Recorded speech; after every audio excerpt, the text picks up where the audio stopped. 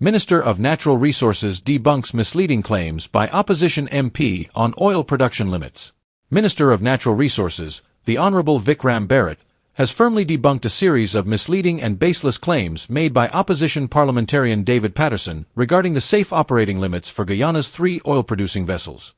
In a series of questions submitted to the National Assembly, Patterson erroneously claimed that the safe operating limits for the Liza Destiny vessel, as per its environmental permit, is 120,000 barrels of oil per day, BPD, while the limits for Liza Unity and Prosperity stand at 220,000 BPD each. Patterson further asserted that these vessels were producing above these limits, with Liza Destiny at 160,000 BPD, Liza Unity at 250,000 BPD, and Prosperity at 230,000 BPD as of February 2025. He requested Minister Bharat to provide technical documents justifying these increases. In a comprehensive response, Minister Bharat categorically refuted Patterson's claims, clarifying that the environmental permits for these vessels require adherence to conditions specified within the permits, as well as the operating parameters and environmental limits outlined in Environmental and Social Impact Assessment, ESIA. Minister Bharat explained that the ESIA forms the foundation of the environmental permits, addressing the maximum expected production rates and associated impact assessments.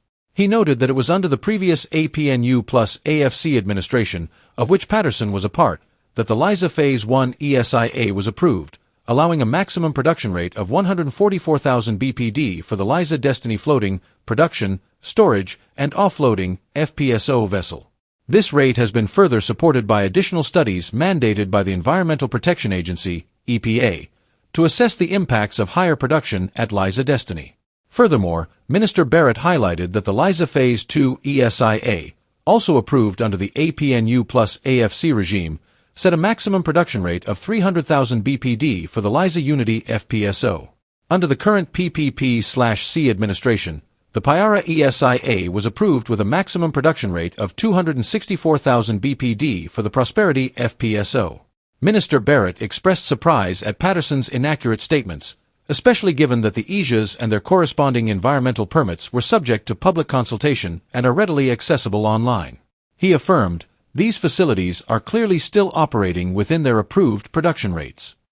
The minister also clarified that production optimization is a standard global practice, typically carried out after a facility has been commissioned.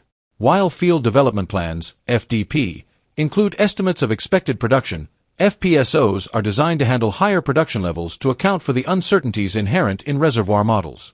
This explains the higher production levels considered in the ESIA.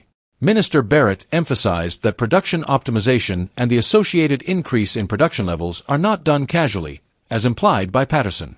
The process is closely monitored by ExxonMobil Guyana, the Ministry of Natural Resources, the Guyana Geology and Mines Commission, GGMC, and the EPA until the approved production level is achieved and the reservoir and facility performance are stabilized.